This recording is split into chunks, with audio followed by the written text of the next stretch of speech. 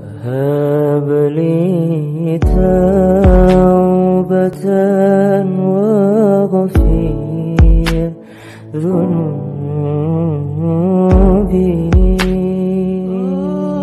Tentang Allah, Tauhid dan Manunggaling Kawula Gusti Syekh Siti Jenar. Satu, Allah itu adalah keadaanku. Kenapa kawan-kawan pada memakai penghalang? Sesungguhnya aku inilah haki Allah pun tiada wujud dua. Nanti Allah sekarang Allah, tetap zahir batin Allah. Kenapa kawan-kawan masih memakai pelindung? Babat Tanah Sunda, Sulaiman Sulenderaningrat, 1982, bagian XLII. Ucapan spiritual Syekh Siti Jenar tersebut diucapkan pada saat para wali menghendaki diskusi yang membahas masalah bicara ilmu tanpa tedeng aling-aling. Diskusi para wali diadakan setelah Dewan Wali Sanga mendengar bahwa Syekh Siti Jenar mulai mengajarkan ilmu marifat dan hakikat. Sementara dalam tugas resmi yang diberikan oleh Dewan Wali Sanga hanya diberi kewenangan mengajarkan syahadat dan tauhid. Sementara menurut Syekh Siti Jenar justru inti paling mendasar tentang tauhid adalah manunggal, di mana seluruh ciptaan pasti akan kembali menyatu dengan yang menciptakan.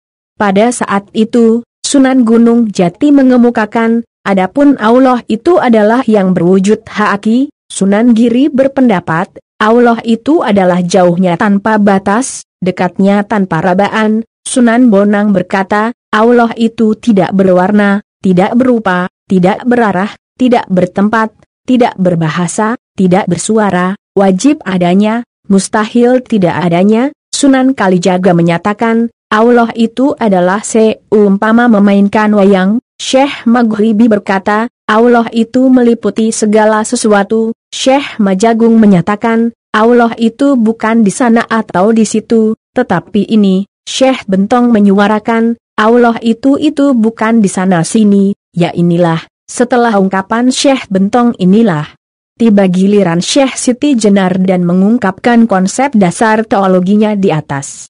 Hanya saja ungkapan Syekh Siti Jenar tersebut ditanggapi dengan keras oleh Sunan Kudus, yang salah menangkap makna ungkapan mistik tersebut. Jangan suka terlanjur bahasa menurut pendapat hamba, adapun Allah itu tidak bersekutu dengan sesama. Mulai persidangan itulah hubungan Syekh Siti Jenar dengan para wali memanas, sebab Syekh Siti Jenar tetap teguh pada pendirian tauhid sejatinya.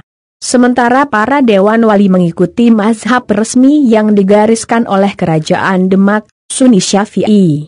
Sampai masa persidangan penentuannya, Syekh Siti Jenar tetap menyuarakan dengan lantang teologi manunggalnya bahwa, utawi Allah iku nyataning son kang sampurna kang teteping dalam dohir batin, bahwa Allah itu nyatanya aku yang sempurna yang tetap di dalam zahir dan batin.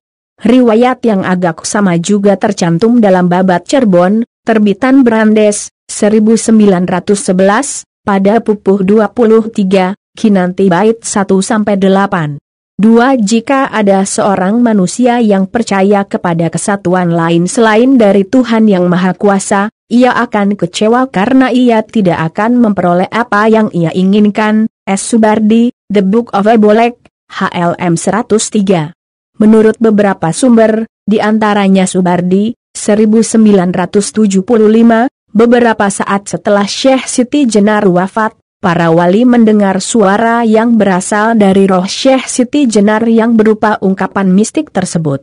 Ungkapan mistik itu merupakan ungkapan terakhir dari Seng Sufi sebagai bukti bahwa sampai sesudah wafatnya, dia memperoleh apa yang diinginkannya, dan menjadi bukti kebenaran ajarannya, yakni kehidupan sejati dalam kesatuan, manunggaling Kawula Gusti. 3. Tidak usah kebanyakan teori semu. Sesungguhnya ingsun inilah Allah. Nyata ingsun yang sejati, bergelar Prabu Satmata, yang tidak ada lain kesejatiannya, yang disebut sebangsa Allah, R. Tanoyo, Wali Sanga, HLM 124, maksud bebas ungkapan tersebut adalah tidak usah kebanyakan bicara tentang teori ketuhanan, sesungguhnya ingsun, aku sejati, inilah Allah. Yaitu ingsun, kedirian, yang sejati, juga bergelar Prabu Satmata, Tuhan yang Maha Melihat, mengetahui segala-galanya, dan tidak boleh ada yang lain yang penyebutannya mengarah kepada Allah sebagai Tuhan. 4 mungguh saja tine ananing sedat keng sanyata iku mohung ana anteping tekat kita, tanda neora ana apa-apa, ananging kudu dadi sabarang sedia kita keng satuhu. Sebenarnya, keberadaan zat yang nyata itu hanya berada pada mantapnya tekad kita, tandanya tidak ada apa-apa, akan tetapi harus menjadi segala niat kita yang sungguh-sungguh. Serat Candakipun Riwayat Jati, HLM 1. Menurut Syekh Siti Jenar, keberadaan zat hanya ada beserta kemantapan hati dalam merengkuh Tuhan. Dalam diri tidak ada apa-apa kecuali menjadikan menunggal sebagai niat dan yang mewarnai segala hal yang berhubungan dengan asma, sifat dan afal pribadi. Inilah di antara maksud utama ungkapan di atas. Jadi pemahaman atas ungkapan itu harus tetap berada dalam lingkup kemanunggalan. Kemanunggalan tidak akan berhasil jika hanya mengandalkan perangkat syariat dan tarekat. Apalagi sekedar syariat lahiriah, nominal. Kemanunggalan akan berhasil seiring dengan tekad hati dan keseluruhan pribadi dalam merengkuh Allah, sebagaimana roh Allah pada awalnya ditiupkan atas setiap pribadi manusia. 5. Marilah kita berbicara dengan terus terang. Aku ini Allah. Akulah yang sebenarnya disebut Prabu Satmata, tidak ada lain yang bernama Allah. Saya menyampaikan ilmu tertinggi yang membahas ketunggalan. Ini bukan badan, selamanya bukan, karena badan tidak ada. Yang kita bicarakan ialah ilmu sejati dan untuk semua orang kita membuka tabir, artinya membuka rahasia yang paling tersembunyi. Serat Siti Jenar Asmarandana, HLM 15, bait 20-22. 6. Tidak usah banyak tingkah, saya inilah Tuhan, ya, betul-betul saya ini adalah Tuhan yang sebenarnya, bergelar Prabu Satmata, ketahuilah bahwa tidak ada bangsa Tuhan yang lain selain saya. Saya ini mengajarkan ilmu untuk betul-betul dapat merasakan adanya kemanunggalan. Sedangkan bangkai itu selamanya kan tidak ada. Adapun yang dibicarakan sekarang ini adalah ilmu yang sejati yang dapat membuka tabir kehidupan. Dan lagi, semuanya sama. Sudah tidak ada tanda secara samar-samar, bahwa benar-benar tidak ada perbedaan lagi. Jika ada perbedaan yang bagaimanapun, saya akan tetap mempertahankan tegaknya ilmu tersebut. Buku Siti Jenar, Tan Hun Suye, HLM 18-20. 7. Jika Anda menanyakan di mana rumah Tuhan, jawabnya tidaklah sulit. Allah berada pada zat yang tempatnya tidak jauh, yaitu bersemayam di dalam tubuh. Tetapi hanya orang yang terpilih yang bisa melihatnya, yaitu orang yang suci, suluk wali sanga, Tanaja, HLM 42-46. Ungkapan nomor 5, 6, dan 7. Dinyatakan dalam sidang para wali yang dipimpin oleh Sunan Giri bertempat di Giri Kedaton. Penjelasan Syekh Siti Jenar bahwa dirinya bukan badan menanggapi pernyataan Maulana Maghribi yang bertanya, tetapi yang kau tunjukkan itu hanya badan. Syekh Siti Jenar menyampaikan ajaran ingsun yang dikemukakan secara radikal, yang mengajarkan kesamaan tuntas antara sang pembicara dengan Allah. Ini sebagai efek dari berbagai pengalaman spiritualnya yang demikian tinggi, sehingga manunggaling Kawula Gusti juga meniscayakan adanya manunggalnya kalam, pembicaraan, sabda, firman. Adapun gelar Prabu Satmata memiliki makna sama dengan Hyang Manun atau Yang Maha Tahu. Gelar tersebut juga diberikan kepada para wali sanga kepada Sunan Giri. Nampak bahwa Syekh Siti Jenar memiliki pendirian tegas, bahwa ilmu spiritual harus diajarkan kepada semua orang. Karena justru dengan membuka tabir itulah, orang akan mengetahui hakikat kehidupan dan rahasia hidupnya.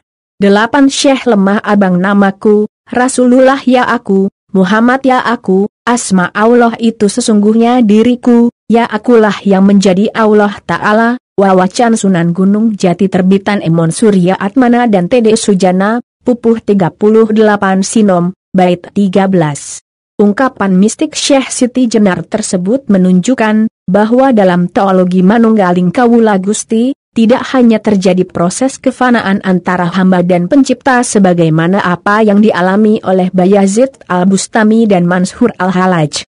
Dalam kasus pengalaman mistik Syekh Siti Jenar, antara syahadat Rasul dan syahadat Tauhid ikut larut dalam kefanaan. Sehingga dalam pengalaman mistik manunggal ini, terjadi kemanunggalan diri, Rasul dan Tuhan. Suatu titik puncak pengalaman spiritual yang sudah dialami oleh para ulama sufi sejak abad ke-9, yakni sejak fananya Bayazid Al-Bustami, Junaid Al-Baghdadi, Ana Al-Haqnya Mansur Al-Halaj, juga Ainul Qudat Al-Hamadani, dan Syekh Al-Isyraq Syuhrawardi Al-Maktul, dan akhirnya menemukan titik kulminasinya pada teologi manunggaling Kawula Gusti Syekh Siti Jenar. 9 sesungguhnya lah, lapal Allah yaitu kesaksian akan Allah, yang tanpa rupa dan tiada tampak, membingungkan orang, karena diragukan kebenarannya. Dia tidak mengetahui akan diri pribadinya yang sejati, sehingga ia menjadi bingung. Sesungguhnya nama Allah itu untuk menyebut wakilnya, diucapkan untuk menyatakan yang dipuja dan menyatakan suatu janji. Nama itu ditumbuhkan menjadi kalimat yang diucapkan, Muhammad Rasulullah. Padahal sifat kafir berwatak jisim, yang akan membusuk, hancur lebur bercampur tanah, lain jika kita sejiwa dengan zat yang maha luhur. Ia gagah berani, nahas sakti dalam syarak, menjelajahi alam semesta. Dia itu pangeran saya, yang menguasai dan memerintah saya, yang bersifat wahdaniyah, artinya menyatukan diri dengan ciptaannya.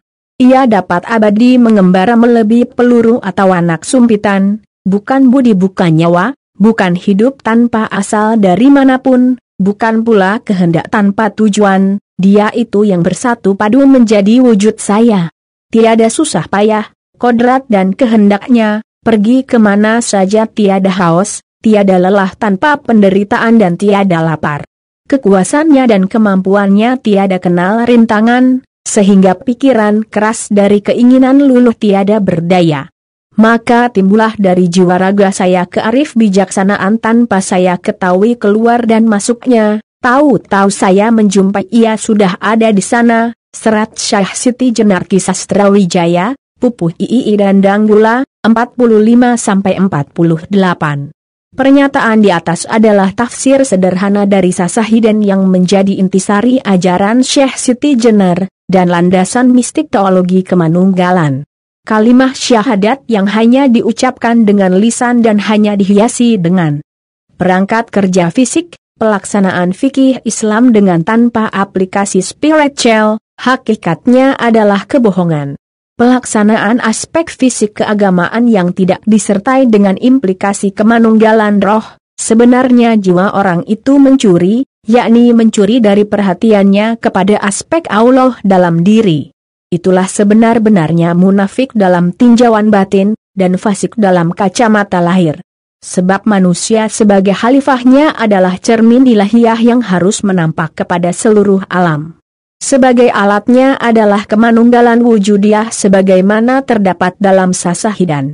Terdapat kesadupaduan antara Allah, Rasul dan manusia. Masing-masing bukanlah sesuatu yang saling asing mengasingkan.